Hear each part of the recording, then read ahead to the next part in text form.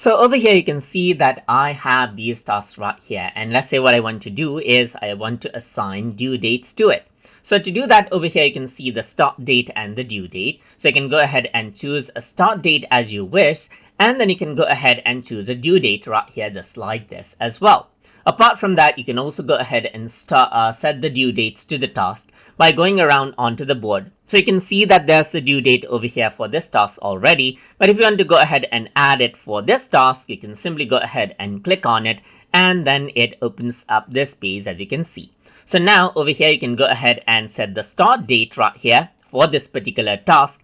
And then add in a due date for it as well, just like this, and you'll be able to see the start date and due date right here. You can go ahead and do the same for this particular task as well. So let's just go ahead and use the start date and the due date right here, just like this, and this is what you have.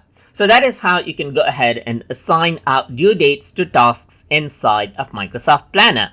So I hope you guys learned something as always. And as always, please like, comment, share, and subscribe.